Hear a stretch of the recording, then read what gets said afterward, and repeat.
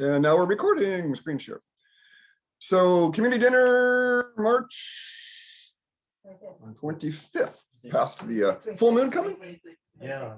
Full moon? Yes, tomorrow should be full. So we're in that peak. The recording's on, you guys. So we're in that peak of the full moon right now. And if you're tapped in at all, if you follow the moon cycles, you might note that you usually sleep more on the new moon and you sleep less on the full moon. Generally, that's my cycle. And generally, I have more enthusiasm and fire on the full moon, and generally less enthusiasm and fire on the new moon. This latest moon was a real good example of that. And that's something you can follow. And there's a 28-day fractal there, and there's a year fractal, and there's a day fractal. They're all the same patterns of energy, building and then depleting. So I have a report of my numbers, which are not good. And so austerity was written last week. So adjustments. In the first week of the cleanse, a lot of us have to learn to make adjustments. And some of you who are starting out on your first couple of cleanses, these are some of the things, and I'll go over each one of these because it's really important to realize when you have symptoms, some pathway is probably blocked. Could be a psychic pathway, could be an emotional pathway, could be a physiologic pathway. And of course, it's all the above. And for those of you that don't have access, there's one resource that I find. She's a genius, and I keep bringing her up, and she has a book called The Biology of Kundalini. It's a website also. So she turned this book into a website. And Jana Dixon's her name, and I plug her every chance I get because she's made the most valiant attempt to show how awakening looks in the physiology, how spiritual awakening looks in our bodies. And there's hyper Kundalini states, she calls it, and hypo Kundalini states. And I've been in and out of this for 30 years. So I definitely think that this is one of the best guidebooks. There's what to do when you're in a hyper state, what to do in a hypo state, and cleansing will definitely accelerate that. One of the things I forgot about is when we're cleansing, especially fasting, and we become more porous and we feel other people's shit more. And so that's why when we fast, we really want to be alone and shut the Taoists talk about shutting the shutters. Like last night, there was a cooking group here with Jean, and I didn't make eye contact with anybody. Why? Because I need to keep my shutters shut. Because I internalize other people's shit. Many of you also do it. If I see someone in trouble, I'll think about them for hours afterwards if we talk about it. Keep thinking about it, keep thinking about it, keep thinking about it. That means my body has internalized their shit. And that's what a shaman does. We process what other people cannot. And then we have to take time to digest that. And I think everybody in this room feels that to some degree. So cleansing makes it more difficult to be in public, for me at least. And that's probably good. So that's one adjustment, was definitely more quiet time and more of this, just not making eye contact, not connecting with people, because I need to keep the shutters shut. That's one thing you can all think about is when you're cleansing, is that you're probably going to be more open to others and realize that. You might take on something that, why do I have this symptom? In my practice of 25 years now, there's definitely, if I have there's theme days, there'll be a low back pain day. There'll be a bad digestion day. There'll be I hurt my neck kind of day. And guess what? I get the same ache. I'll wake up in the morning with a client with that pain, and I'll have it in the morning. If I don't do enough yoga and don't do enough breath work and don't do enough awareness work, it just literally gloms onto me, sticky fly paper, one of my teachers calls it, and then I get to live it out. And they're good. Hey, Craig, I'm out of pain. I got it now. Healer, what do they call it? Healer, what's that word? Healer compassion syndrome. Yeah, there's all kinds of weird shit. You're studying a different syndrome, you start to acquire the symptoms of it. It really does happen. Yeah, there's a word for that. So when I looked at I haven't done any of my iridology photos myself in a long time, and I lost my main iris photos, but my lab work was scary. My LDL HDL ratio was horrible, and in my eyes there's liver shit. Both sides of the eye show complete lymph and vascular stress in the chest, and spleen, heart, and a atlas axis line that I never knew was there. And you don't see these kind of long traveling lines, but my spleen, my heart, and my C1, C2 are all lined up in the sclerology. which means C1, C2 in chiropractic is food sensitivities. Right up in here, the atlas axis are responsible for food sensitivities. So that all makes sense to me now. And so my blood pressure, who did it? Who did the blood? Yeah, Gene and I did my blood pressure lying down. 119/78, pulse of 70, all good. When I stood up, 109/89, pulse of 197 with a heart palpitation. Yeah. And I had taken THC an hour earlier orally, so that definitely had something to do with it. You know, so. Yeah, it's probably like 10 milligrams, 20. But every time I do the THC thing, this freaking weird pulse thing happens. And in caffeine, forget it.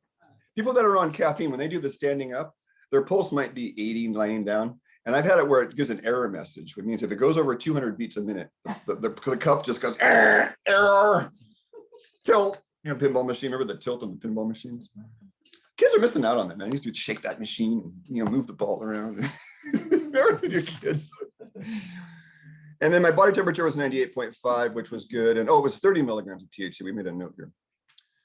So what I want to see in my new lab work at the end of the cleanse is my blood pressure fell 10 when I stood up on the systolic, the first number. So that's a sign of adrenal fatigue, which I've known for a bit.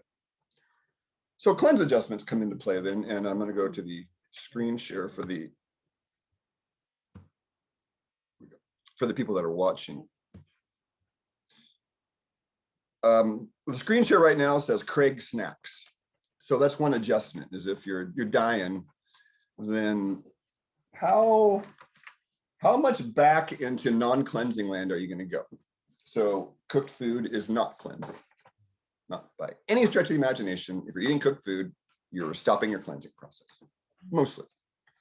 So I have this pot of cooked pinto beans. I haven't had beans in a year, but for blood type O's, pinto beans are a medicine bean. So I soaked them for literally 7 days, boiled them up, carrots and burdock, and I did great on it. Felt cooked in bone broth is great. Not normally a bean guy, but it was like, it's probably for me a little more cleansing than I ate a lot of red meat this last winter to excess.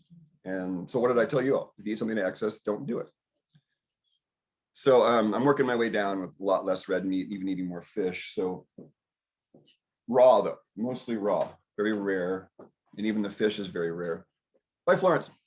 Even the fish is very rare. So when you want to slow down your cleansing, if you have symptoms, then have some cooked carbohydrate, by all means. Like Gene's soup is perfect for that, because it's not going to screw you up, but it's going to help get that serotonin going again, because carbohydrates have a connection with serotonin. Carl and I were kind of alluding to it last week. So that's one adjustment you could make.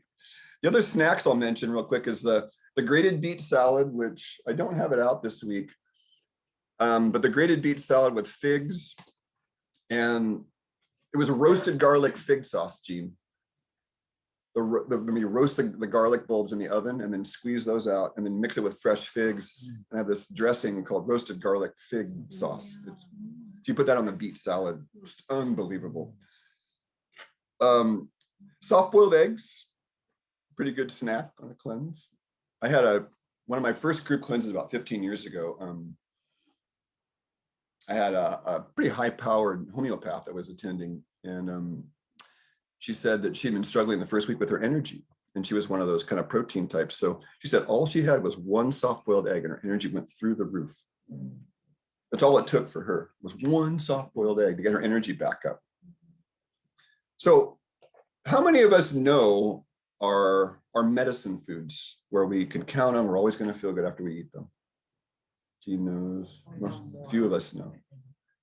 This is the deepest work, because I have 4 levels of food. I have a video on my YouTube channel called the 4 levels of food. The highest level of food is you put in 10 units of energy to digest it, you get 10 back. You get 20 back. So you got a return on investment of 10. Then the next level down, and that's where we want to be eating mostly that. And that, unfortunately, that's mostly raw food. Raw meat, raw dairy. And the raw food stuff that I've been studying more recently, the most important point that these enzyme nutritionists used to make was raw vegetables don't do crap for you. You want the high caloric foods raw.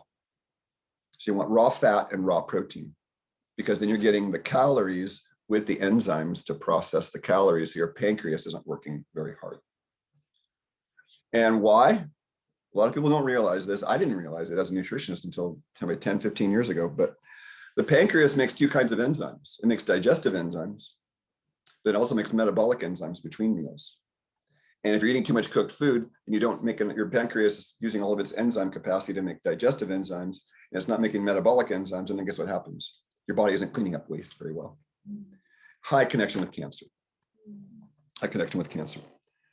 So William Kelly was a dentist, another dentist with a brilliant cancer therapy. William Kelly, his whole cancer therapy was enzymes.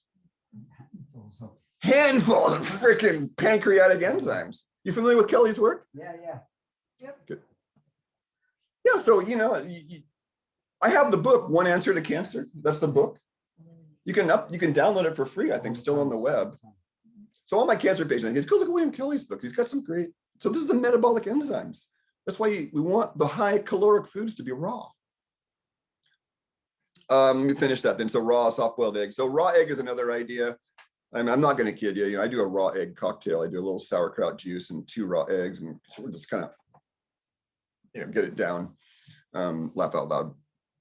So that's another way you can get yourself through. Smoothies and shakes. So I mentioned the smoothie mix, the standard process SP.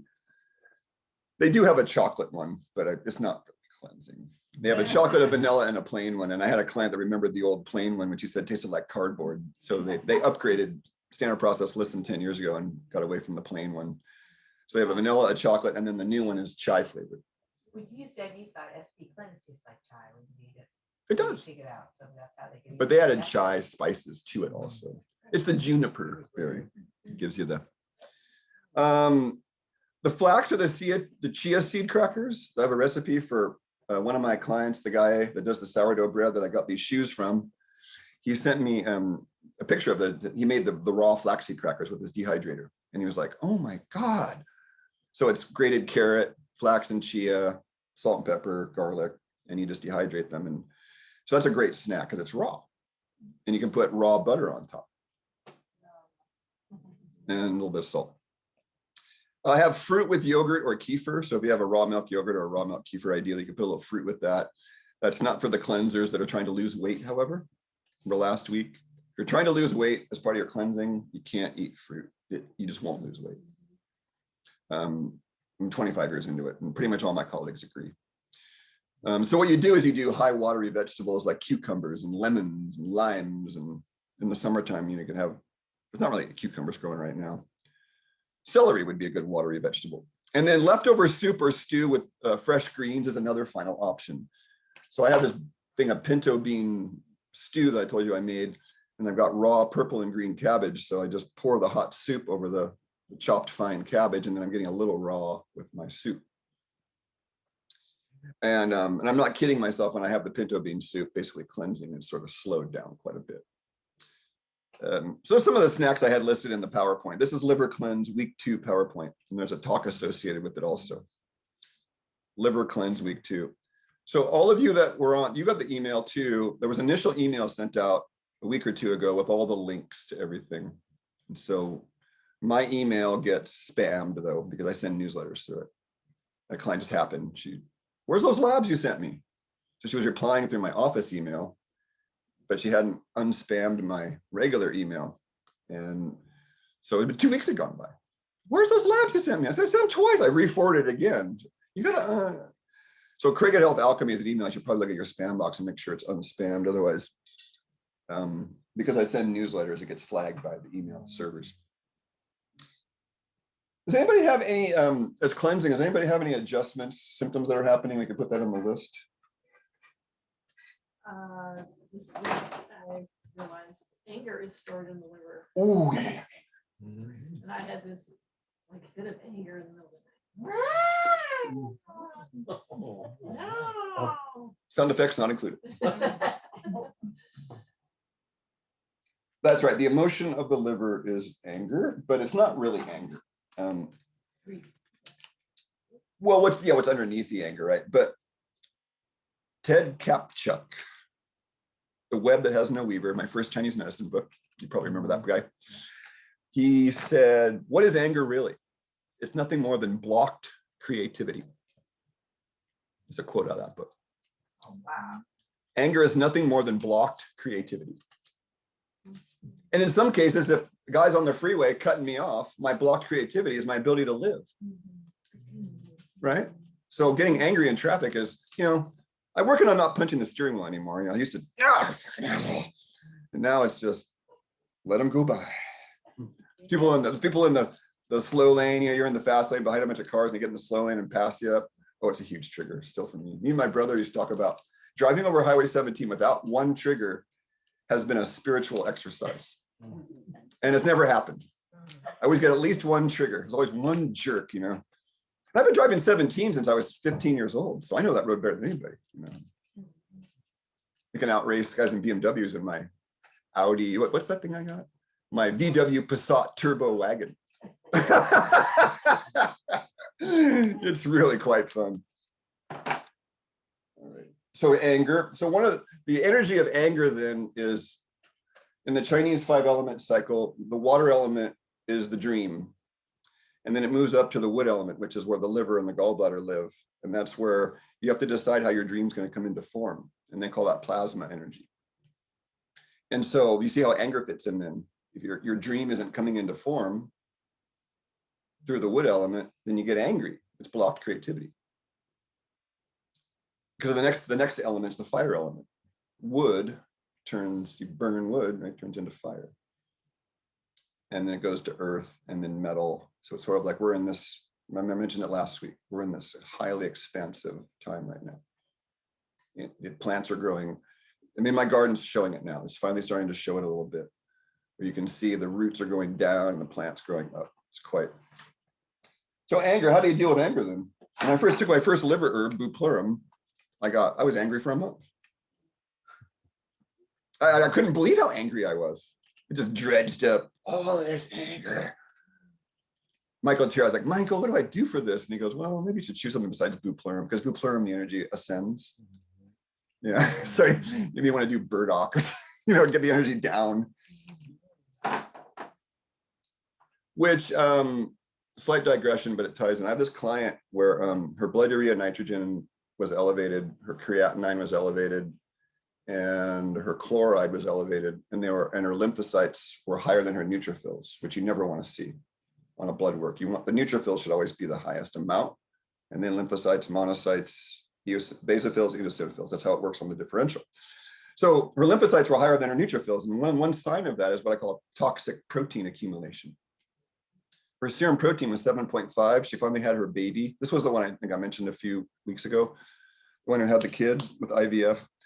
And so we talked again this week, and her follow-up labs came in. And so her blood urea nitrogen had dropped. Her lymphocytes fell a little bit, and her creatinine stayed the same. So we know we're on the right track. And so there's herbs that help with toxic protein accumulation, was my latest bit of research. And those are burdock root, dandelion root, yellow dock, and I want to throw in a few others, but those are the three that I got from the list for her, at least. Burdock, yellow dock, dandelion. If you have toxic protein accumulation and you have cold hands and feet, then you might consider nettles, because nettles are high nitrogen plants. They have a complete protein profile. So if you do nettles, then you can complete the incomplete protein synthesis and get those clogged up vessels. So yeah, that's one thing that we have to look at is we start getting these toxic proteins out of our body, and we might have symptoms. And so these adjustments are necessary. So cooked, we can slow down your cleanse. Raw will speed it up. Different types of fibers. I did a lot of beets. I don't usually do as much beets as I've done. And so I have, I don't even want to say it, but we'll just call it the burning rectum. Had a couple of days this week. I'm like, God. So today I did an enema to clear all that out, and it feels much better down there now. I kind of understand what it's like for the ladies when they have a yeast infection or a UTI. It's like, God, it's burning down there. It's hard to be happy when it's burning downstairs. So a lot more compassion for the females and their UTIs and yeast infections, because I've heard some really horrible stories about that. I don't think a man could ever relate, really, all the stuff you ladies go through. I won't even try.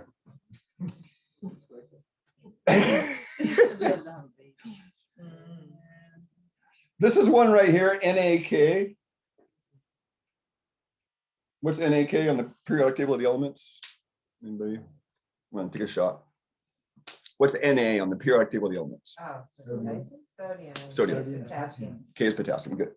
So there's this balance of sodium to potassium, and it helps your mitochondria to have it. And in hair mineral analysis, the ratio of your burnt hair, the sodium to potassium ratio, helps determine your vitality ratio. Because your cells have to have a charge with sodium. Which one's inside the cell and which one's outside the cell, I always forget.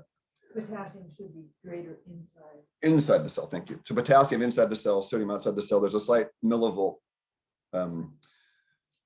potential between the membrane, between inside the cell and outside the cell. And that's our vitality is partially, our chi is based on that. So if I do, when you cleanse, you tend to go higher potassium. But if I go higher potassium, in my particular metabolic type, turns into acid.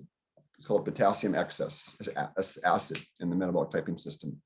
And I know that I get that because I start sneezing like hell.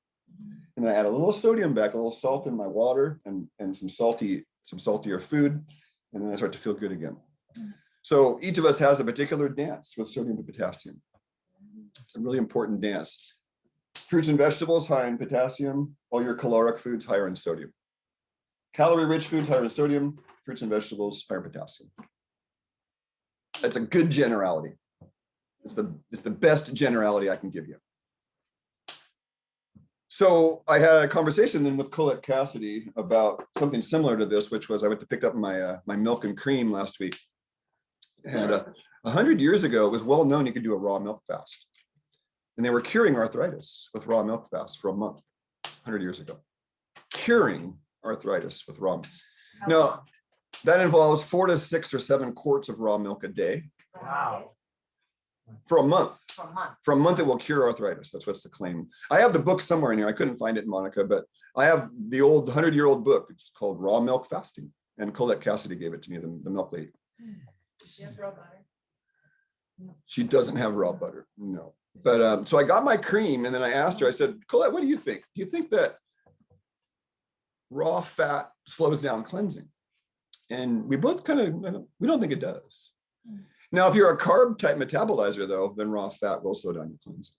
If you're a protein type, and how do you know if you're a protein type versus a carb type? What's the main thing?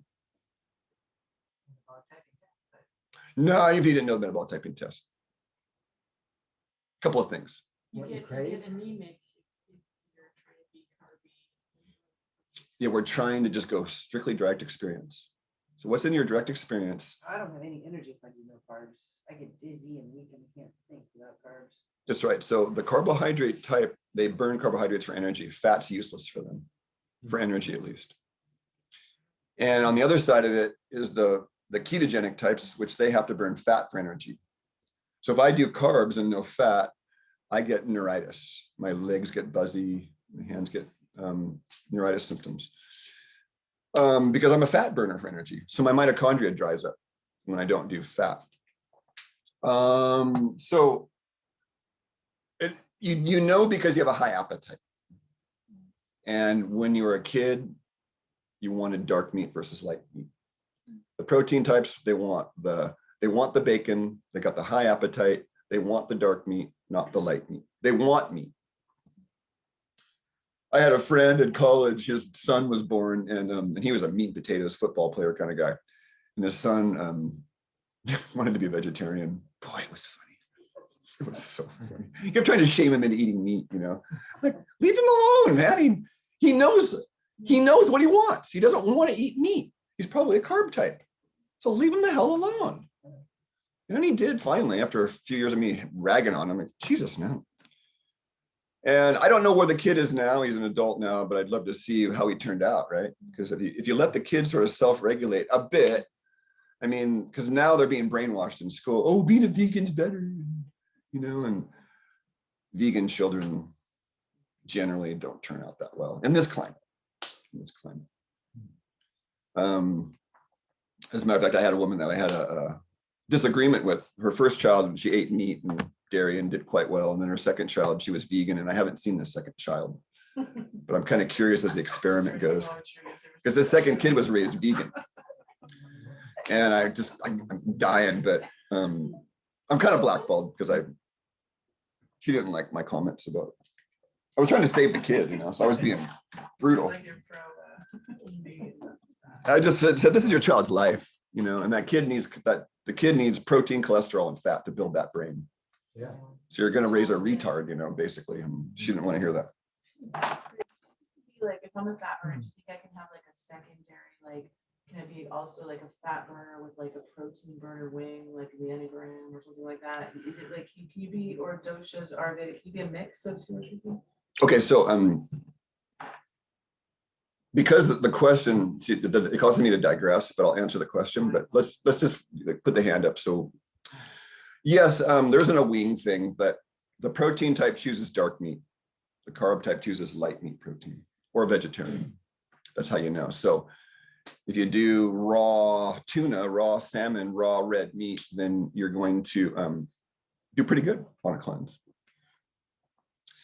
That could be a snack, or like I said, the lady that she was trying to do the vegan cleanse thing, and then she had one soft-boiled egg and her energy shot through the roof. The final one is, so you choose the fat, you have the high appetite, and then generally there's a lot of interest in food in the protein type, and generally the carb types. Generally, I had one client, she doesn't think about food at all during the day. She only eats because she has to. And that's a classic carb type, because they lean sympathetic dominant and the protein types lean parasympathetic dominant. And the mixed types can go either way. You want to be a mixed type. That means you can adapt either way. So the mixed types are the ones I'm jealous of, because they can go either way. So the protein types have a hard time going to the tropics, because when you're in the tropics, you cannot eat a lot of heavy food. Try going to Costa Rica with 99% humidity, eating meat and dairy. It ain't gonna work. I've tried it. You got to go to fish and veggies and fruit down there when it's hot, because the fat really doesn't work. In those hot climates, that's where the carb types people live. They're eating fruit, grain, and tubers, berries. Why? Because they're in the tropics. You don't need a lot of meat. Generally, you don't, because you don't need that thermal heating energy. In Alaska in the middle of the winter, that's the context. You need that. You can't be a vegan in Alaska in the middle of the winter. You'll die, because you got no stores of fat to live on. Okay, so talk about the anger.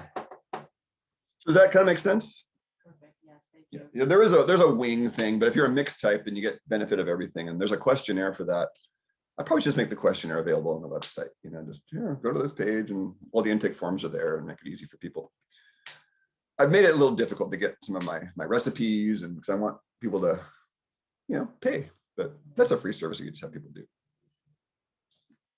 Hot and cold. So you guys understand the sodium and potassium? That's an important one. So if you're still feeling after cleansing, you're still feeling sluggish, you could actually go more raw. And how you know? Well, low energy. So she knows, like, if I don't do carbs, low energy. If I don't do fat, I get low energy. I got a friend, he makes his own sourdough rye bread. We started making bread together in 1995, this guy. And he has his own electric mill. So he mills his own kamut berries or rye berries, and he's an expert master baker. He's up in Laytonville now. And his quote was, I was asking him about this a few years ago, he said, if I don't have carbs for breakfast, my day is ruined.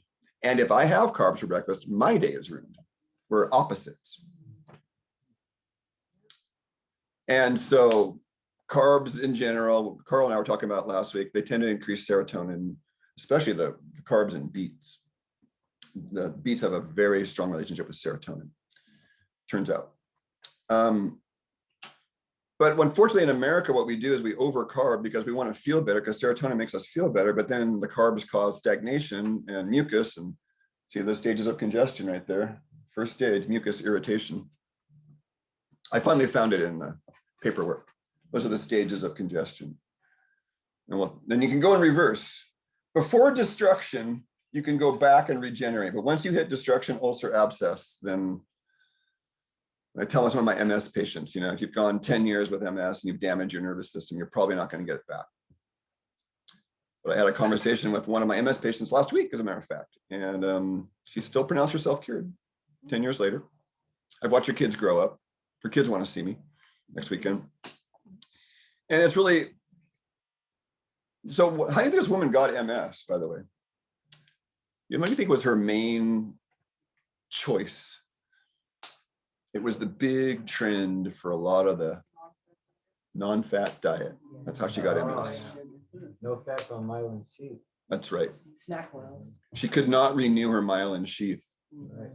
And that was, she still struggles to have fat, and she still has heavy metals in her system. She tries to do a detox and goes into horrible symptoms, and she's unwilling to suffer. If you're unwilling to suffer, you're not going to get very far with cleansing, because there's a point where there's nothing you can do. You just got to do the dark night of the soul and freaking suffer. Nothing works. I mean, I'm pretty good with adjustments, but even one of my teachers says, you know, there's a point for all of us where your spiritual chiropractic adjustments no longer work. You know, yoga is one of them, changing diets another, sleep, whatever. And that's what we call the dark night of the soul. There's a point for all of us where nothing works, and you just got to stew in that pain, that suffering, the old memories, the grief, the sadness, and the physiologic unloading of all these poisons. And in her case, anybody remember the 5 toxicities? No, the 5 toxicities. There's 5 types of toxins that our liver has to deal with. I mentioned it last week. Yeah. Take a chance. The 5 toxicities. Alcohol. So what is alcohol, though? It's a category, and alcohol is in this category. Sugar. No, it's more general than those. Even more general than that. So. What's in the chemtrails? Aluminum. Heavy metal toxins is one. Right. heavy metals. Heavy metal toxins are one. What's second?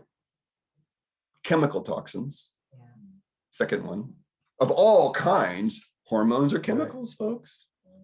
Hormones are very toxic. Your liver's supposed to do their job and be broken down immediately. Not a lot of people talk about. The endocrinologists are clueless on this now. Oh, dear, TSH is elevated. You must have low thyroid. There could be a lot of reasons for elevated TSH. Have nothing to do with the thyroid. Shut the fuck up. It's sad when a guy like me teaches a doctor how to read lab work, because I've done it 99 times now. At least. It's just what? So the other. Thank you. They kind of like, Heavy metals, chemical toxins. what yes, was like, it? "Phew, where was I going? No, hormones. Microbial. So hormones are chemical. Microbial toxins. Remember, you're the captain of the bug ship, Right. where our own cells are outnumbered 10 to 100 to 1 by bugs, and they have to eat and poop. They're eating and pooping inside your boat. Like black mold is lethal. That's right. That's right. It is. That's right. I've seen a few clients with end-stage black mold, and there's no way to pull them out of it because the mycelium has gotten established in every part of their body. Wow. Oh, yeah. I've seen the end stage of 3 different people. 2 of them smelled like candida. They smelled like yeast. And the third one she had the black, you could see the mycelium up into her Oh my chest God. and her armpits. And Wow. yeah, That's why you want to be Parasites careful about follow the mold getting microbiome? in your Yeah. house. yeah. Really kept her on the bathroom. That's where it's- Yeah. Yeah, what happened to her was she had the black mold growing behind a wall. And then they were doing a remodel, and the sheetrock fell down, and all the black mold dust got into her lungs, and she didn't take it seriously enough. If you get it right away, I had a guy, he had the same thing happen, and we had him fixed in 3 months. But we got him started right away on it. Yeah, we got him right away on it, because his girlfriend was really worried, and she knew it was up, and saved his life probably. You have to take mold very seriously. Drew understands. He's a carpenter. Mold toxins that's why some people can't drink coffee or eat chocolate. It's because of the mycotoxins. Chocolate is a major mold harborer. Coffee beans are too. Major mold harboring substances. Even when they're roasted? That's right. The roasting doesn't do anything to the mold toxins. Wow. Yeah, like those I used to have Farmers Brothers coffee when I worked at the Hobie's restaurant. They had the Farmers Brothers, they deliver it, and I would have one drink, and I would go into and that's the mycotoxins. Wow. Really? Yeah. Peanuts too, huh? Peanuts too, very high mold toxin. Yeah. So there's a few types of coffees out there I know that are considered mycotoxin free. They're measured. David will David Avocado Wolf used to advertise one of his brands, and there was one other one. And then chocolate, I don't know, anybody seen a certified mycotoxin-free chocolate? No, no one even talks about it. No, never talked about it. Yeah. No one talks about it, Wow. unfortunately. Okay, fourth one. Fourth one, thank you, digression, metabolic. Your normal metabolic toxins, Metabolic Metabolic waste. yeah, metabolic waste. You know, your normal metabolism, there's going to be waste from that.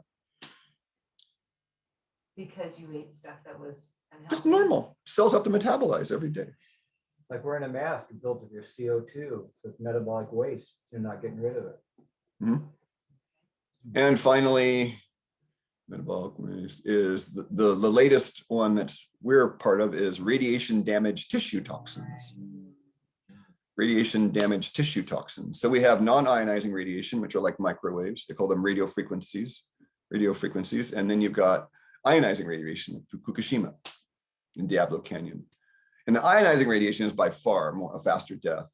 But you know, there's a lot of these people that have been measuring cell phones, and you know, I've read so many books about it, including The Invisible Rainbow, you know, and radiation damaged tissue is a very real thing. And I said 2 years ago, they're going to launch 5G and they're going to blame it on a bug, and look what they're doing. It was easy for me to see it coming, you know, and the next one's going to be even worse because then all these vaccinated people are going to get sick and they're going to blame it on the next bug. Right, they're setting everybody up for that. You think this is round one. Round two is going to be even worse. Right. Now, round two is going to be even worse. They're getting the propaganda already, but Yeah, we haven't seen anything yet. so the radiation damaged tissue, then I have a slide on here that what are the four main things that help with radiation damage or radiation protection?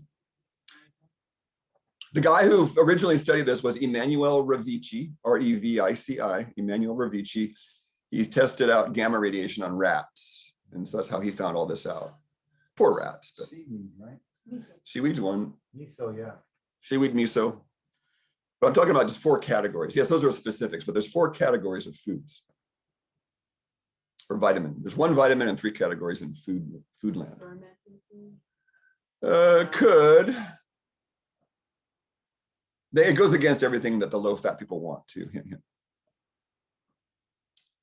Good So food. which fat's more stable, polyunsaturated or saturated? Oh, right, saturated fat. Saturated fat, Yeah. protein and cholesterol. You fed the rats high protein, saturated fat and cholesterol rich diets. They lived a lot longer than the rats fed vegetable oils. Oh, yeah.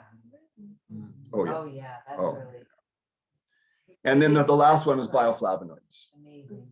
As a general category, the part of the C complex, which bioflavonoids are part of the C complex, used to call it vitamin P. What do you think the P means in vitamin P? What makes you pee? Pith. Vitamin P. Okay. Maybe forgot that. It has to do with the physiologic function in the body. It's like 100 years ago, before we were brainwashed, when they knew about vitamin C, what it really was. Vitamin P was the permeability factor.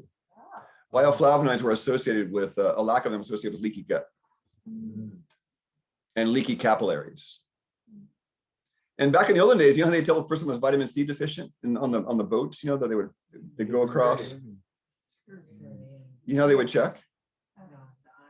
They would know, they would lay a guy down and they would shake him from his feet. And if he had loose joints, they knew he was very deficient in C. Oh, yeah. Wow. You know, the scurvy would get so bad, their connective tissue. So you're talking about osteoporosis. One of the main causes of osteoporosis is not enough vitamin C.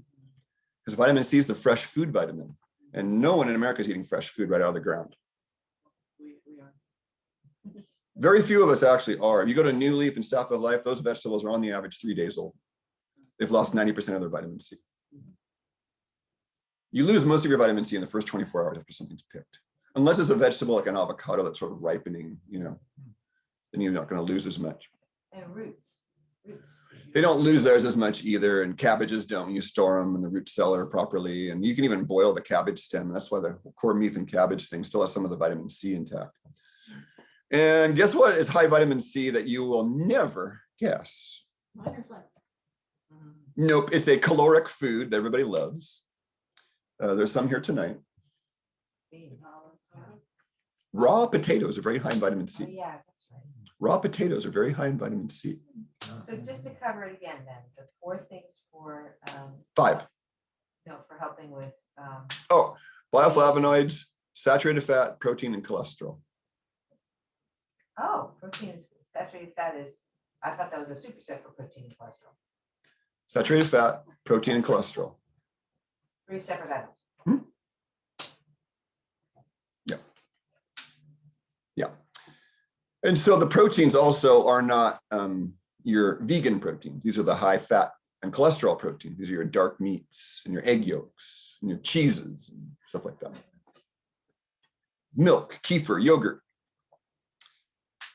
Emmanuel Ravici, I mean, the book that he talks about all this, I got it from, guess who? Michael McAvoy, brainiac, you know. I mean, if you put me and Carl and Michael McAvoy in a room, oh my God. And we probably should have a forum discussion with the 3 of us. Get him on Zoom down in Mexico. He's down in Mexico. I hear he's doing well through the grapevine. Okay, you got that part. So we got through that. The 5 there. Okay. Okay, so what's more cleansing, hot or cold foods? Oh, no. Hot. Hot. Enzyme activity decreases in cold. Right. That's why you don't see anything growing in the winter. Enzyme activity increases in heat. If I die of hypothermia, your body temperature gets down to the point your enzymes don't function anymore. And what did I say about enzymes? Even thinking requires enzymes. Even thinking requires enzymes. So if your enzymes slow down enough, you got no energy and you can't think, and then you're toast. Now, this is not the same thing as hot natured foods and cold natured foods. So like cayenne pepper, your really hot spices slow down detox. Even garlic slows down detox when it's raw. That's right, it does. When it's raw. When it's raw. And there's a saying about garlic in the herbal medicine world. I just love it. It came from Tierra. Garlic cures all diseases except the ones it causes. Brilliant quote. Because it's hot. So if you have a hot nature in your tongue, not too red today. I had a really red tongue last week, and so garlic would have been out of the question for me. I would have wanted to gone to burdock and dandelion root and echinacea, which are cold-natured herbs.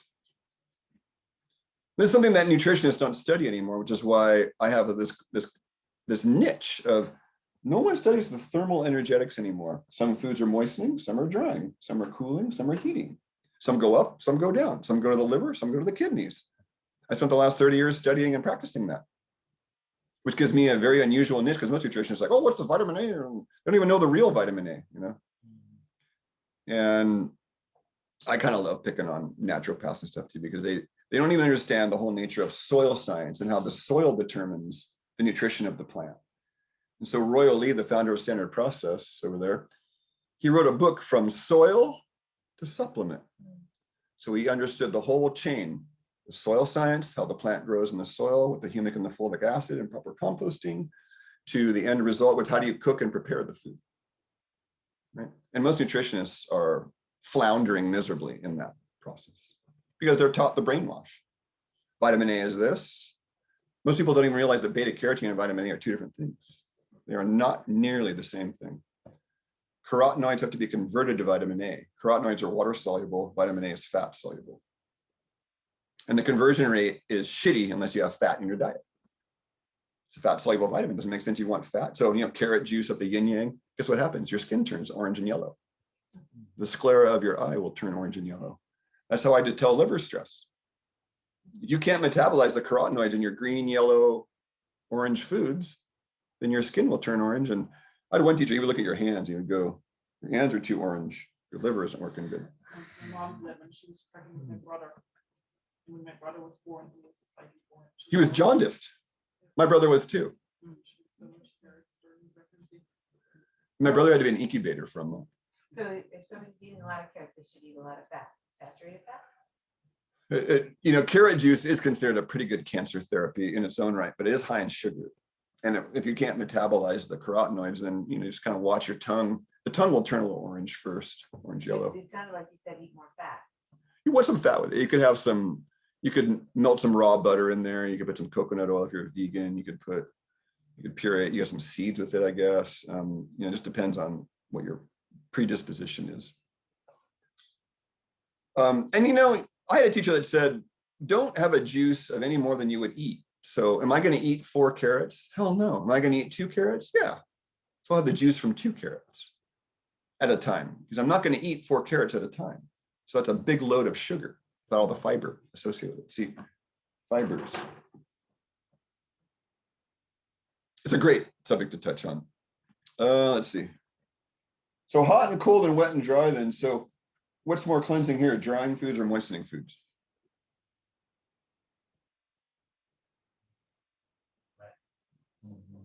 Will's got it wet. Why? Flushes? Because you're taking more water in, and then you Right. drink lots of water to cleanse. So think about a cucumber versus a cracker. It's a good example of that. Oh, yeah. The cracker is going to constipate you. The cucumber is going to laxative you. Yeah, right. So it's about those bowels. See, you don't want those bowels to slow down. So generally, I avoid dry, crunchy foods when I'm cleansing, unless last night I did have 2 sesame crackers and some chia crackers, and guess what? Bowels were a little slower today. But I chewed. I counted 60 chews with each bite. Crunch, crunch, crunch. I mean, I was on weed, so it was also munchy, kind of fun. Yeah, that's the paradox of I've been leading cleanses for 15 years, and on most of them, I'm smoking weed through the cleansing process. I'm just outing myself here. So I made the proclamation last week, and I got it down 50 to 75%, and using this oral preparation, like I said. But so that's a question for everybody: is what do you do when you're stuck and you can't stop, or don't want to stop? You know, caffeine was easy for me because it's damaging to my system. I don't like who I am on caffeine, but I love who I am on weed. I love who I become when I'm on weed. I hate who I become on caffeine these days. So progress, not perfection. It's Well, you have to take yourself out of your routine and do something completely different. right. Well, I didn't understand last week why you said you were even gonna do that anyway. I've tried not announcing it, and I've tried announcing it. So I've tried doing it quietly for the last few years, and I figured I'll try announcing it this week, you know, and maybe it'll be different outcome, but alas, no. So there was a comment on last week's YouTube video. This guy said, you know, I really appreciate your candor, your honesty, and your vulnerability, Craig, as a teacher. He says, you know, I just don't get this very often. And, you know, it's really touching to get that kind of input. Like, you know, okay, I'm on the right track. I'm not perfect. None of us are, you know. Might as well be authentic. And if I'm hypocritical, I will tell you I'm a hypocrite. We'll tell you too. Of course. I sit in men's group with these guys, you know. Get it. So is this the first time you've got 50 to 75% off pot, or have you done that much before? It's been a few years since I've been down this low. Yeah, I got to the point where I was talking to Lords about this, where it's like I wanted to feel that little kid wanting again. So I got to that point, and then I let him use. I let him use instead of shutting him down. So that's drying. Weed is hot and dry, and it does. One of the things I told this one client who can't get off of, oh yeah, she texted me. She's having night sweats, and I've known this woman forever. I got her over her migraine, so I knew what to tell her. So I said, okay, so night sweats. So you got to stop all hot, spicy foods. You got to stop all caffeine. You got to stop all alcohol. You got to stop eating before bed. You got to stop staying up late. And then I got back, okay, I'll try. So I texted, what do you think I texted her back? What's left? There's no try, there's only do or not do. She didn't text you back because she was dead. Yeah. No, I said, when I hear try or maybe, that's a no. I go, so Right, yeah. I go, so don't tell me you're going to try.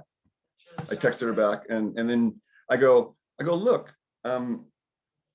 I have my own habit. I told her about the weed. I said, text her back, say, hey, I got my weed thing. And I go, but, you know, if you want the symptom gone, you can't throw water on a burning house while you're throwing matches on the house too. That's the metaphor. Right? If half your house is burning down, and hey, Craig, will you throw some water on my house for me? While she's throwing more logs on the fucking fire, which is the inflammatory choices she's making. So I told her that. I go, you know, I'm just telling you, like, my life's great. I'm not having night sweats. I go, but I get night sweats when I eat late, too much sugar. And then she texted back. The first vulnerable thing she said was, yeah, I've been on this intermittent fasting thing. I'm not eating late, but I've been eating late lately. And so that's her clue. Stop eating late, and then maybe your night sweats will go away. She's well beyond menopause. I mean, she's in her late 60s at this point. So I'm kind of scratching my head. I don't know. John T, night sweats. They call that yin deficient sweat, don't they? Yeah. So do you have any, I can't explain that very well. Can you explain that any better than I can? Yin deficiency. Because the yin deficiency implies fluid deficiency. It is fluid deficiency. Yeah. But then you're sweating more fluid out. Right. So how do you explain that? Well, you've got less fluids, and so you're hotter. You're burning up the fluids, and it's usually worse at night. People get hotter at night, and is that explaining more? I can't. You just helped me get an insight too. Yeah. So I noticed, because I have a lot of gardening plants, and when the soil dries out and I try and pour water on too much too fast, it just falls off the sides. Versus, so that's the yin deficient person, I think. The water is just coming out and it's not going back in because the soil's so dry. Right. Does that make sense? Yeah, that makes sense. And I just got that because of what you just said. Right, and you need more minerals, to help you retain That's sodium right there. That's sodium right there. Yeah. So salt in the water is a good remedy. So my main remedy for night sweats and hot flashes is boil seaweed, make a big strong seaweed broth, and drink a cup of that every day. And my MS patient that I was telling you guys about earlier, she was having night sweats and hot flashes, and she was able to keep them under control with kombu tea every evening. Mineral rich. So iodine is the #1 indication for hot flashes and night sweats. Iodine's number one. Number one. So Mintran is really good for if you take like 6 Mintran before you go to bed. It cools you down and it puts you out. I don't know why. So that's organically done. That product is alfalfa juice and seaweed, and ionized calcium and ionized magnesium. That's what that product is. So the CalMag is calming the system down. And that's one thing I did in my cleanse was I increased my magnesium intake. Used to be about this much per day, 300 milligrams. Now I'm taking 1,000 milligrams this last week. Oh, wow. And I'm also taking berberine. I was talking to Carl about berberine last week. So my first day, I started the cleanse on Saturday. Sunday morning, I was a wreck. I mean, I had the burning boob hole, and it was the berberine was causing a big die-off, and the magnesium was causing my bowels to just flush. And then it stabilized a few days later. And guess what, folks? I am a lot calmer on the high dose of magnesium. I don't have leg cramps at night anymore at all. You get these horrible. So when you got the small cramp in the toe, that's a minor magnesium deficiency. It goes to the bigger muscles and the bigger joints up this way. Then it becomes more of a major. That's how you know your magnesium deficiency is getting worse. So I was getting calf cramps before the cleanse, and like a middle of the night with us. It's like, oh God, that hurts. Where it's all seized up and you got to Drive you out of bed. oh man, it's awful. So I'm taking 2 forms of magnesium, one with meals. There's a form, magnesium malate or glycinate, you can take with meals. And there's other forms like the chloride form you have to take away from food, otherwise it'll give you liquefied bowels. So I'm taking magnesium when I wake up and before bed and with 2 meals a day. And that's how I'm able to get that much in. So now your body's adjusted to that dose. The higher dose of magnesium now, and I'm going to stay at this for a bit and drop it back down to about 500 or 600. But 1,000 milligrams is, and guess what magnesium helps with? I'm going to say the one thing it involves, we don't hear about this, but magnesium's at the center of the chlorophyll molecule. It's associated with the blood. And guess how it's associated with the blood? You never hear about this stuff. The root cause protocol guy, Morley Robbins, talks about this. Root cause protocol. Magnesium is what helps ignite ATP in the red blood cell. I just found this out 3 years ago. Wow. And I've been studying this forever. Hmm. What? Magnesium gives you energy, it turns out. You think of it as relaxing, but it actually, if you don't have a right magnesium balance, then you can't control the oxygen in your body. And that's where copper comes into play too. And guess what? All the synthetic supplements block magnesium and copper metabolism. All your zinc, all your D3, all your ascorbic acid, they all block that. Well, the people giving the recommendations, they're either ignorant or they're trying to kill us. Probably a combination of both. So if you're going to take zinc, you take it with copper. If you're going to take ascorbic acid, take it in the whole C complex. If you're going to take D3, freaking get some freaking sunlight. For God's sakes, there's 27 forms of D in sunlight. And you got D3 thinking you're hot poop. Yeah, I got 27 forms of my cod liver oil in my sunlight. I'll take that. Thank you very much. Now, if your D3 is below 20, the storage form, then there is 10,000 studies that show it's efficacious to take D3. And if you have an acute case of COVID, it is proven that high doses of D3, ascorbic acid, and zinc do help acute cases of the flu.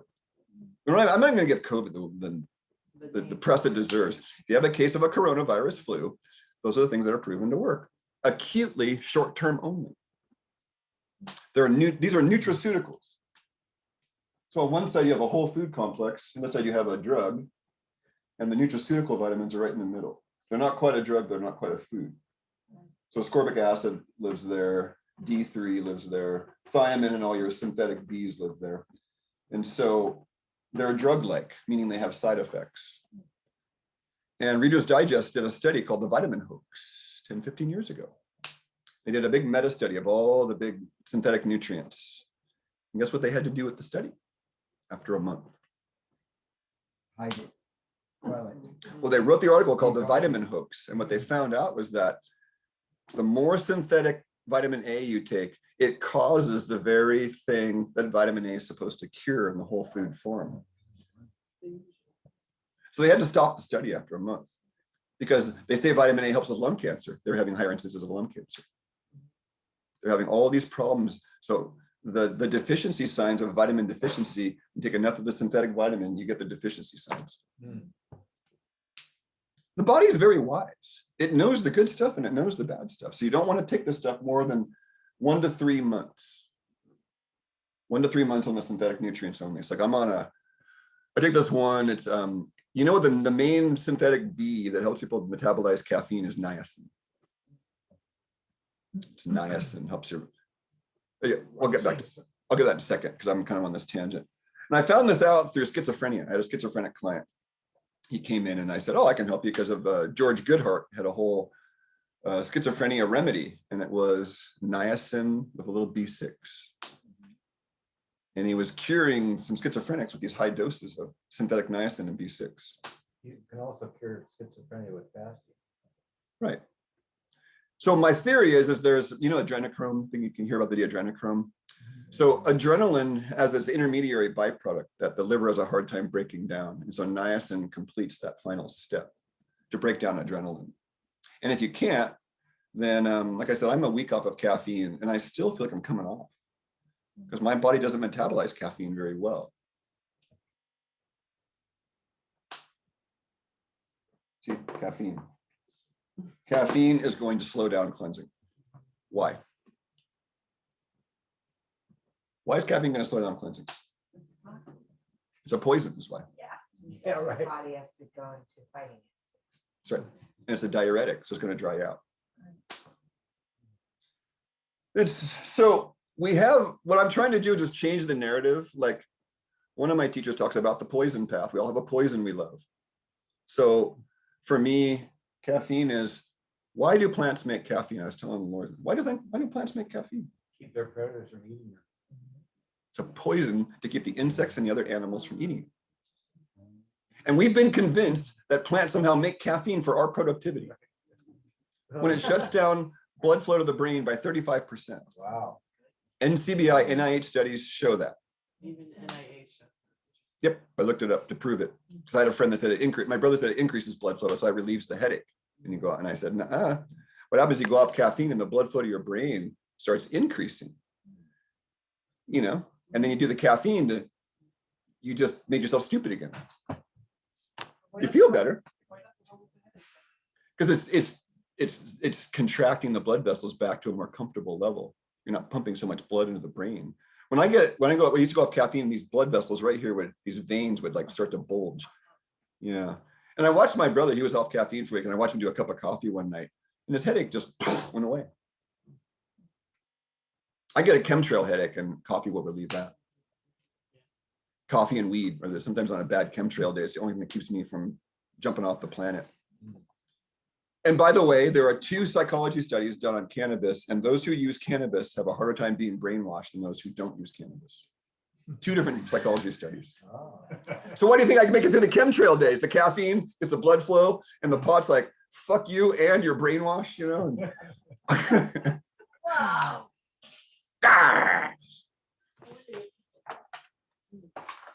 So caffeine will slow down cleansing, but if you're feeling rotten and miserable and you got a low energy day and you're doing a 3-week cleanse, you know, choose your poisons carefully. That's right.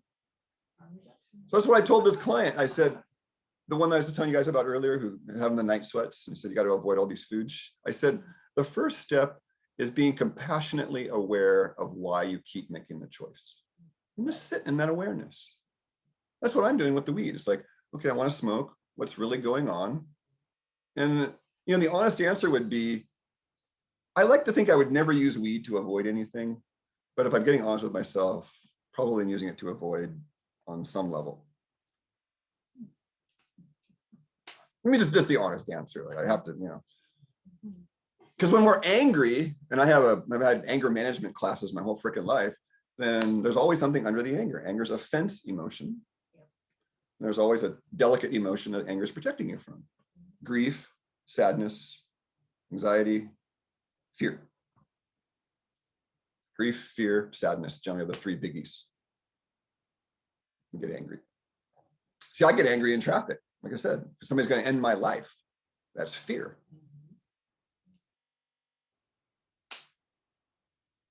Rest. So does rest increase or decrease cleansing?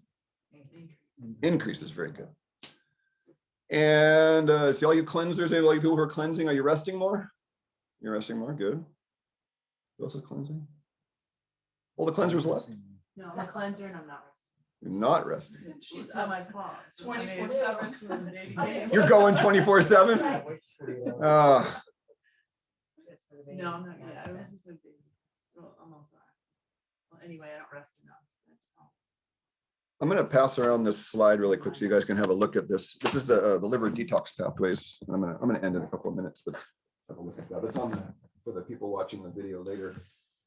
So there's really 3 phases to liver detox, and so there's certain nutrients that facilitate this, and that's why the standard process cleanse product was set up the way they are, because it facilitates the liver detox pathways. If you look on any of the medical databases in the pharmacology, like I have a drug database I go to, which I don't know how I got access to this medical drug database, but I can look up all the pharmacologies, and it's amazing. And then so they'll talk about how long the half-life is of a drug. And that only means it's halfway broken down. So wouldn't you want your half-life to be like just a few hours? I have clients on drugs that half-life is 2 freaking weeks. It's only halfway. So you think that's going to clog up your liver detox pathways? Yeah. Like having a guy, it's like having a guy behind a counter trying to serve bread, and there's some guy blocking the doorway. That's the metaphor. So no one gets served, you know, like the soup Nazi from Seinfeld. Seinfeld. Soup Nazi. No soup for you.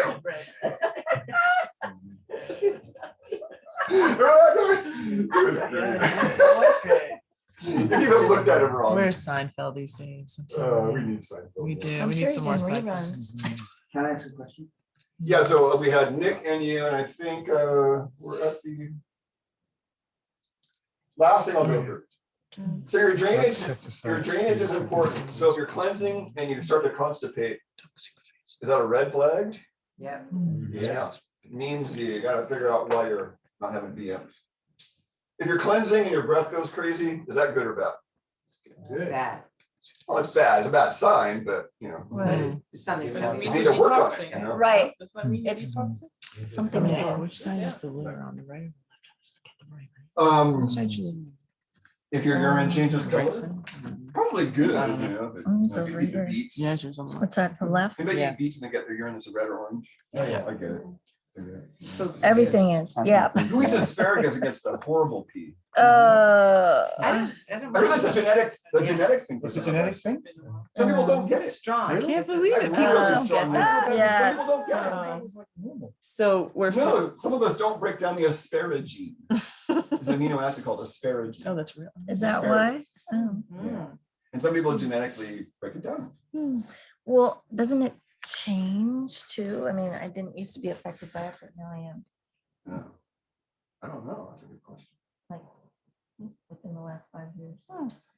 So your urine, see, your BMs are your fat soluble toxin. Your breath is like, you know, CO2, O2, and some elements that come out through the breath.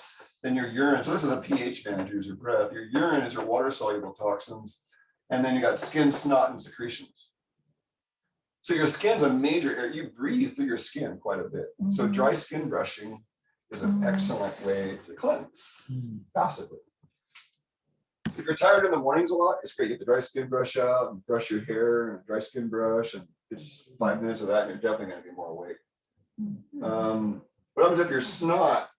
What color snot do you want to have ideally? Clear. Clear or white? Clear. instead of white. He's Clear saying or- white is Oh, clear okay. or white. Clear or Yeah. white? Green is the problem. Yellow, green is the problem. So that's where the mucus. I'm kind of leading it, but I got a question to a couple of the answer first. But so you want to have secretions. So generally, people that have low secretions, like dry eyes, dry nose, dry mouth, they're generally been in fight or flight too much, too long. I can always spot it. The intake form, you got dry eyes, dry nose, dry mouth, huh? Oh, gee. You know, you don't have an appetite either. When it's all three, dry eye. Oh, or you any of them. guaranteed all three. They've been in sympathetic dominance too long. Dry eyes, dry nose, dry mouth, dry throat. You'll see sometimes dry ears. You get all five, you're really in trouble. Dry ears, dry throat, dry mouth, dry nose, dry eyes. Is the dry ear just an itchy, dry, phlegmy ear? I never really had dry ears. I get this wax build up in mine. So I just flush them out every now and then. So you see that? That's a great little visual. Liver's like this, got these little pathways going. I believe that was all the PowerPoint I'm going to go through today.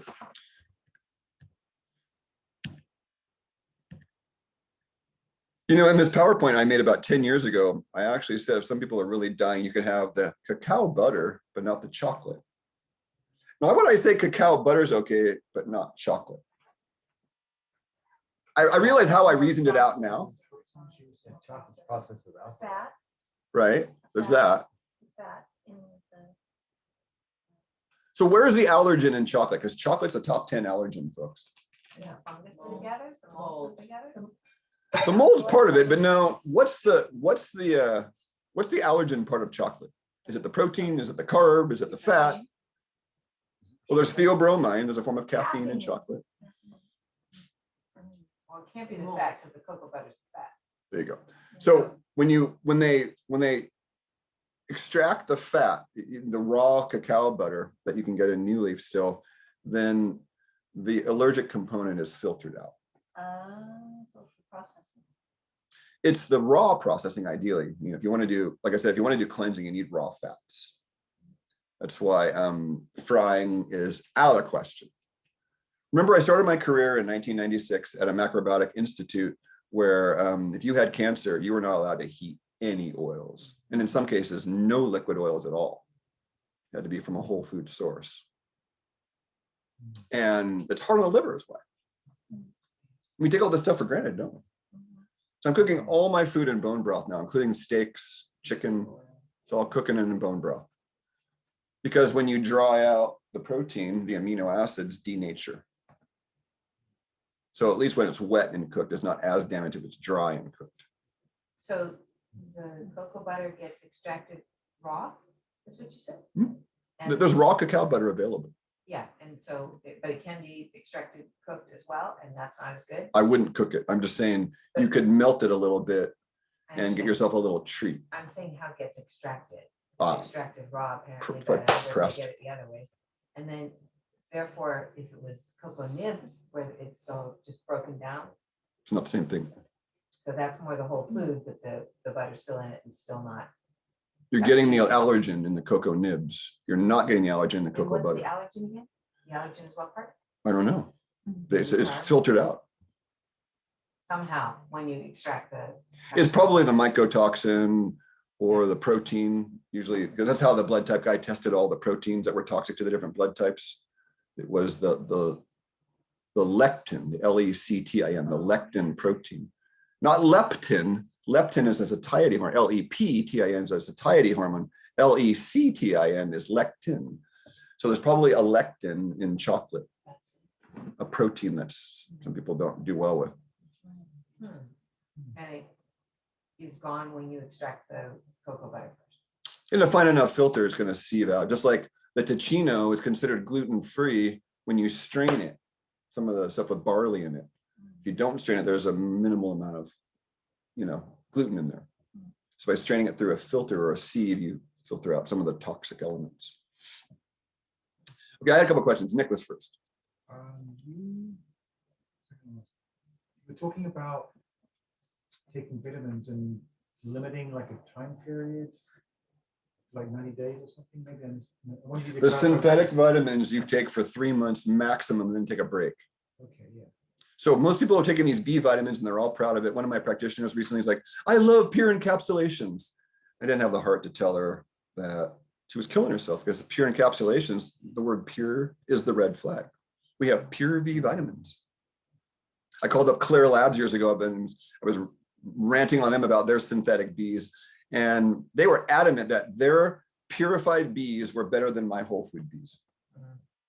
And I said, bye-bye, no referrals from me. So because they're playing with the nutraceutical game. People that take these synthetic Bs too much too long, they end up frying the nerves.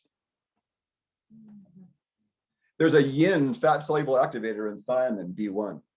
I talked about it before, vitamin B4. And they couldn't synthesize it in a lab. So they deemed it a non-vitamin 100 years ago. It was all about these motherfuckers when they took over the medical industry and the vitamin industry. It was all about what can we synthesize cheaply? So they can make tocopherol from cheap GMO soy. Back then it wasn't GMO. They can make ascorbic acid from any kind of sugar. Any kind of, so now most of our ascorbic acid comes from China. They're growing GMO corn, they're making corn syrup, and they're making ascorbic acid out of GMO corn syrup. And then they're injecting it in your veins when you have cancer. And that's not a good thing, folks. Because the energy of it is evil. It's fucking evil. They're tricking people. So there's certain foods that have a higher ascorbic acid contents, like acerola cherry, that everybody raves about, there's that one guy who does the vegan, the vegan guys, his pure vitamin C one. It's all acerola ground up. But Royal Lee, the founder of Standard Process, said, nope, no acerola.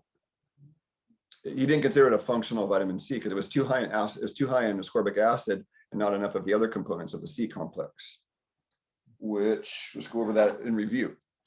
There's at least 5 components to the whole food C complex, one of which is ascorbic acid. What's the rest? I mentioned one earlier. Bioflavonoids is the second. What's the third? It's that oxygen metabolism thing. I mentioned it earlier. It's a mineral. Copper. Copper is part of the whole food complex. There's an enzyme associated with the thyroid in whole food vitamin C called tyrosinase. Tyrosinase. Now, isn't that weird that copper is in there, which helps you manage oxygen and also helps your joints work better? And then you've got this other component in there with helping your thyroid, but thyroid is part of metabolism also. So there's an enzyme, tyrosinase, that helps work with tyrosine, and the T in tyrosine is your T3 and your T4. That's what your thyroid hormone is. It's tyrosine bound to 3 iodine molecules. That's why you cannot be allergic to iodine. But well, I don't get sick when I take it. You can't be allergic to it or you would be dead. Just having a reaction because your body's detoxing. Your body's detoxing the other halogen elements, chlorine, bromine, and fluorine. So you start taking the real deal and the body starts kicking out the bad stuff. Happened to me the first time I had prawns when I was 8 years old, you know, it was just seafood.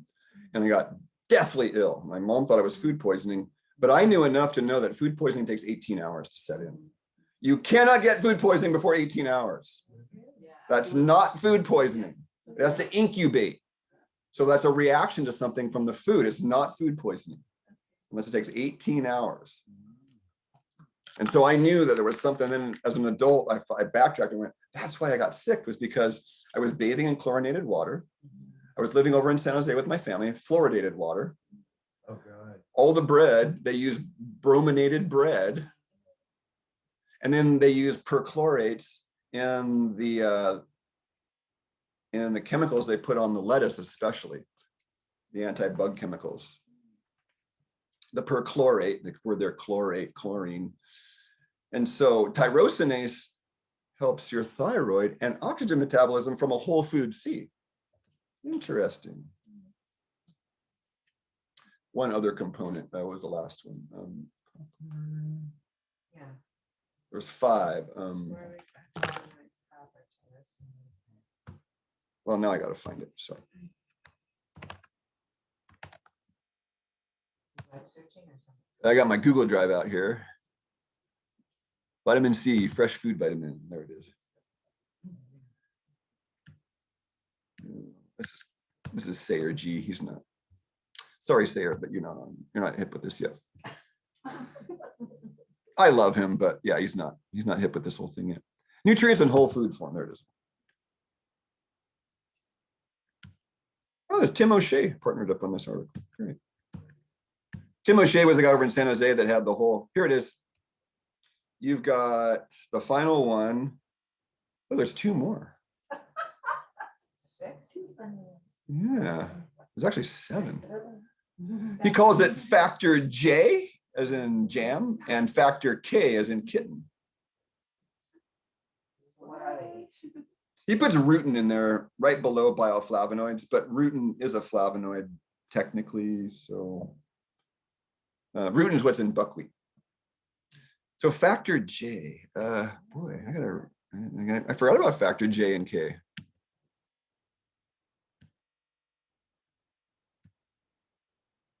I got to go back and review that one.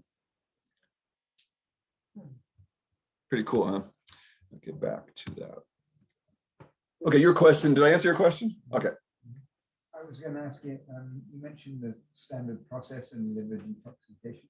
What if you could just tell us what standard process formulas help with liver detoxification? Oh, great. There's one when your liver is really stuck. It's called Livco, Livco, and that one is rosemary, milk thistle, and schisandra berry. That's a Kerry Bone formulation with Mediherb. Kerry Bone is not someone you necessarily want to listen to because he's a genius, but God, I'm sorry, Kerry. I love you, but you're so boring. You're so boring. He's so boring. But he's a brilliant herbalist. It's just so. He talks monotone. I went to a lecture 10 years ago and it was, and then the PowerPoint up on the screen. There were 300 practitioners there, and I was falling asleep. I was like, you see the way I lecture? You change your voice every now and then, jack people up, right? Not this monotone. And then, see, you were going to sleep earlier, but I wasn't bothering you. And I'm not picking on Jonty anymore because he needs his little nap every now and then. I took a 20-minute power nap today. It just, well, I had coffee in my colon, actually. I was doing a coffee enema, and I literally fell asleep with a quart of coffee in my colon today. So you can copy in other areas, but not ingest. Oh, coffee enema, I go into bliss and I relax. I bet. Yeah. Yeah. It helps liver detox up this end. It hurts liver detox down this end. If you really want a shocker, put a stethoscope on your liver when you're doing a coffee enema and listen to your liver growl and howl. Yeah, It's good. amazing, yeah. It's a good idea. It's about 3 tablespoons in a quart.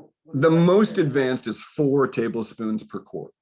So that's weaker than what you would drink. Oh, way weaker. Yeah. One of my clients, they did a Starbucks coffee enema and they were jacked for the whole day. I was like, well, I feel a little, please don't do a Starbucks coffee enema. Are you kidding me? Oh, yeah. Oh, yeah, it was Strong, bunch of mold. a bunch of mold Like, toxins. Oh, yeah. So other. Okay, Livco was one. There's another one called Livton, Livton, and that's for the guy the person that has their bile is kind of backed up and it's sludgy. And Livton is Bupleurum, I think artichoke leaf, dandelion. Second, you want me to get them? Do you have them in stock? Oh, you can go grab one. Yeah, it's up in the MediHerb section. So when I say standard process, the MediHerb, the herbal part is formulated by Kerry Bone, and MediHerb is based out of Australia. And it's called MediHerb because they serve this frickin' stuff in hospitals, in the smart hospitals in Australia. MediHerb. Yeah, and we don't even have all the MediHerb available over here that they have over there. Like they got blue vervain and all these herbs over in Australia. They won't sell over here because they can't sell enough of it. The SP Cleanse product that I mentioned earlier, John T, that one tends to encourage phase 1 detox, but not phase 2. So for phase 2, they recommend SP Green Food. That's why you take SP in the 21-day purification. You start off for the first 8-9 days on high dose SP Cleanse, get your phase 1 all built up. Then you move to SP Green Food for the last 10 days to 2 weeks of the cleanse. And SP Green Food is alfalfa juice, Brussels sprout juice, kale juice, buckwheat leaf juice, and barley grass juice, five juices. And so the buckwheat leaf juice is your high bioflavonoid. Royal Lee chose, out of all the bioflavonoids he could have chosen, he chose buckwheat leaf juice because he got the best results for bleeding gums and proving. He called them functional foods. I can get a functional result. Spinach was, he threw out spinach. I cannot get a functional result on building blood iron levels with spinach, but I can with beet greens. So I tell people spinach is entertainment food, unless you're doing an heirloom form, because all your nutrients are bound up in the oxalic acid. Just like soybeans are high in protein and omegas, but you can't get access to them because of all the mineral binders and all the binding agents in the soy. So theoretically on paper, they look good, but really couldn't get a functional result. So you threw them out. So that's what I think the broad spectrum there, you've got alfalfa greens, which are high in minerals. You've got buckwheat leaf juice high in bioflavonoids. You've got barley grass juice, which got all the vitamins that are in wheatgrass. You got kale and Brussels sprout juice. And that's the breaking down of the estrogens and the hormones. So that, I believe that's why so I'm going to go on SP Green Food myself, although I'm doing a lot of green juices anyways. I just, did the, I like to joke that it's too bad we don't have taste buds downstairs. You can taste your coffee going in for the enema. Wouldn't that be lovely? Oh, Gerson, that's the one that. Yeah, Gerson. The author of the copy. They have a society. I did have a teacher 25 years ago. He said, your mouth and your anus have a relationship. And that freaked me out as a young man. Like, what? This and that? No. But I'll tell you more about that on another talk. There is a relationship I've worked out, but it's not something worth talking about for a cleanse right now. You got a question too? Oh, John T, let's see, is there any more? One of my sleeper herbs that I don't talk about a whole lot, John T, is greater celandine. It's a great herb because it's a poppy, so it's relaxing, relieves pain, but it bleeds yellow blood, the color of bile. And Maurice, I can't pronounce his name, Mezihieu, I tried to pronounce his name. He's a French herbalist, and I read his book of Men and Plants was the name of his book. And he was working with the French aristocracy from 1930 to about 1950. He was such a good herbalist that like Winston Churchill was seeing him and shit. And celandine was one of his main remedies where there was joint problems caused by liver stagnation, which you understand that, Jonty, like the liver rules the tendons. So if you have connective tissue problems, chances are your gut and your liver is messed up. Right. So I think is that enough, Jonty? Probably go on. Another sleeper is artichoke leaf as a solo, very, very sleeper. And then any other questions? I have one more thing to mention. Oh, 9:45. So artichoke leaf, that's different than the artichoke. The artichoke, Yeah, right? different than the artichoke. Can you actually juice it? You can juice it. Just so disgusting. Beyond disgusting. So lastly, you guys, I really think that, let me go off the screen share for a second here. I can show this to the people that are going to watch. So this, the stages of mucus buildup and congestion. So it's an important thing to realize, and this isn't going to work, is it? Important thing to realize is that we know where we're at. So ulcer and abscess, see, encapsulation is tumors. Hardening is atherosclerosis, and literally our inflammation, infection, mucus, irritation. So when you're at this stage, it's easy to fix, right? You get a cold, you get some mucus and irritation. There's some inflammation and infection. That's actually also pretty easy to fix. Start getting into hardening. We have a saying in my world, long-term inflammation leads to degeneration. Long-term inflammation leads to degeneration. So if you keep having mucus, and like I got a cold every month of my life until age 30, 35. Wow. But again, remember I was shot up 10 shots in each arm from age 5 to age 15, equivalent of 18,000 shots, Wow. which is about 20 zillion mLs of poison in my body. So that was my body's way though of keeping me alive. Because one of my teachers says, that's good you had a cold every month, because that's a form of cleansing. All right. And your cold was a way of getting all that toxic material out of your body. So it's a very empowering view of the colds. Because I had the opposite view of a guy that came into the Cancer Institute and he said he had gotten cancer. And he said, I got a bad rap. I haven't had a cold in 30 years. And I looked at the counselor and I go, do you think he has cancer because he didn't have a cold? And he goes, oh yeah. Oh yeah. So there's a way to induce, by inducing a fever, you can help someone get out of that spiral. You can induce a cold. I can induce a cold. Come see me. It's different with each person. Generally, you give a diaphoretic herb like elderflower to start with, or a strong antibiotic herb, and see how they do. When I was training in herbal medicine in the mid-90s, I tried 300 herbs over 3 years. And I got every reaction you can imagine. Everything from diarrhea to feeling hot and angry to completely sedated. I mean, imagine trying 300 different herbs. Wow. But that's immune system target practice. That's how I got out of my autoimmune allergy bullshit. You give your immune system something to have target practice with. Remember the whole, when we're overly sterile, we tend to get this stuff. So the empowering part about all this is that I have seen the worst of the worst, and you can get all the way down to encapsulation or tumor. And you know who's a good tumor story is Karina McFarland with her fibroid, right? And oftentimes when it gets that far, that's when people will start right in here, the encapsulation and destruction. That's when they know they're in trouble and they might be willing to make some changes. But as I told this one guy just about a month ago, I said, you know, you haven't suffered enough yet. Come back and when you're in more pain, and then you might want to do what I tell you to do.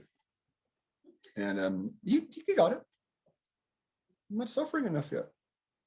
Get down to that tissue destruction, so it's getting scary. I mean, I looked at my eyes. That's what motivated me. I looked at my eyes and it's like, oh my God, both sides. On the outside, there's a lung and a vascular line. And I'm like, I gotta make some changes. This isn't working. Any other questions? I'm going to turn off the recorder in a minute. Probably talk longer than I wanted to, but I always do. You talked about the destruction signs of people with mold, how it's black. And basically it's where you've gone too far with the tumors and anything else and your body can't come back. Generally, you look at the tongue in that case. That's why when you're cleansing, it's important. You'll see your tongue change throughout the day and every day. And generally, this woman had black on her tongue. Wow. She had black on her tongue. You never want to see green on a tongue, and you never see black on a tongue. And then you want to check for blueberries and what they've eaten earlier. Also, if they had a green juice and you come in, your tongue's all green, you make a snap judgment. It's like I had a client earlier. She'd had a blueberry smoothie, and I was like, "Oh my God, your tongue's totally purple." I go, "Wait a minute." So I had to put on the picture, I had to make a note, blueberry smoothie, as a little caption on the photo, so I didn't look later and go, "Oh God, she's got cancer." And then I have another case. She was diagnosed, semi-diagnosed with ovarian cancer, and we did a whole exam and lab work. And then she emails me and she's like, "I've been so good for 2 months. I did 3 enemas a week and and lots of raw food." And I said, she goes, "So how do I know that I'm getting better?" I'm like, shit, you have to ask the question. So I go, "Why don't you come back for an exam? Why don't you redo your lab work? Why don't we take a photograph of your tongue, of your eyes? And then we'll know, Now the eyes, there's no guarantee the sclera or the iris will change with progress, but you can feel better. It's great when the sclera changes though, because generally in the sclera, you'll see these tiny little red blood vessels, and those go away first. And then the bigger ones, the bigger